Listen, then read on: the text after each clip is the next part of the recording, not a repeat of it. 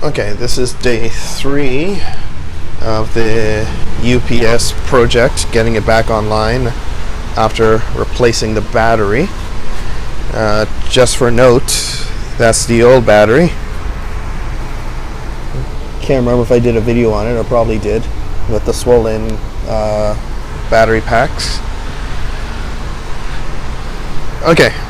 Last time, I believe I said I had 4 servers attached to the UPS. I have now built a cloud server, which is also attached. I mentioned that I'd probably test putting all 3 switches on the UPS as well, including the post switch, and I've done that, including the KVM. The modems and label printer and phone, because it was there, and looks like the UPS is taking it pretty well. It goes between 2 and 3 lights, but not above that. And as I said before, I don't plan on running everything you see here off of the UPS. It's just so that everything has a graceful shutdown. Right now, the backup server, this one right here, is the one that's directly connected to the UPS with the special USB cable. So the backup server knows that the UPS is there, and after 30 seconds of sensing that it's on battery power, it will start shutting down gracefully on its own. The only issue I'm having right now is all of my servers are FreeNAS, and there doesn't seem to be a plugin or an app that allows the rest of the servers to sense when it's on battery and then shut down gracefully without them being physically plugged into the UPS. I've seen conflicting information online. Most people that are running FreeNAS boxes are not doing, either they don't have as many as I do, or they don't have a UPS like that. So trying to find concise information has been kind of crazy.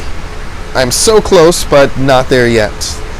So as I said, the backup server is the only one that recognizes the UPS and shuts down properly. I did a couple tests with it, and it worked flawlessly. The UPS itself also shuts off after the server is finished shutting down, so that part works beautifully. It's just getting the rest of the servers to do the same thing.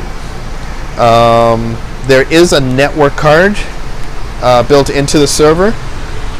I was going to take you around the back, but it's too cramped to get back there to see. There's a slot where there's a smart network card, so that you're able to manage multiple devices on the network.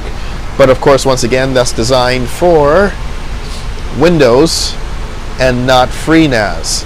The idea is, with that card in there and is attached to the network, you install software on each one of your systems. If these were Windows servers, I could do that. Or maybe even Ubuntu servers. If I was running Ubuntu servers, I believe I could do the same thing. There's a Linux version of the app where it communicates with the server, and it doesn't have to be connected to it because it can see the smart card on the network.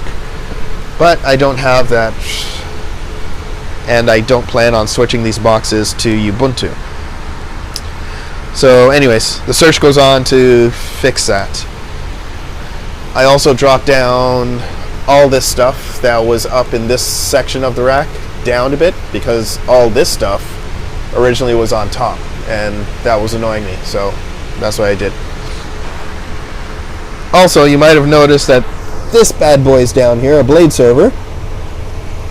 That is not on the UPS. That's not even plugged in right now, because that sucks crazy amount of power. My future plans for that is to have that be a rendering farm for the girls, because they're going into computer graphics, post-digital work in university and stuff.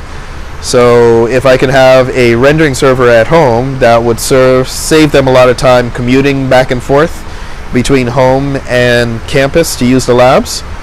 But that's for special occasions and higher electrical bills. Just for reference, this box right here has 4 power supplies for itself.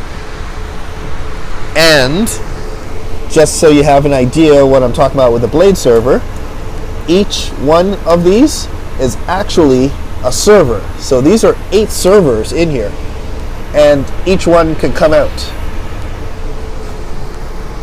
So that in itself is a server. So, and this is the box that this whole box controls all those. So in actuality, if everything was running here, I would have 8, 9, 10, 11, 12, 13 servers.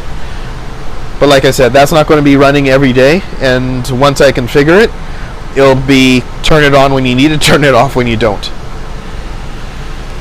That's it for now. I'll probably do another video when I figure out the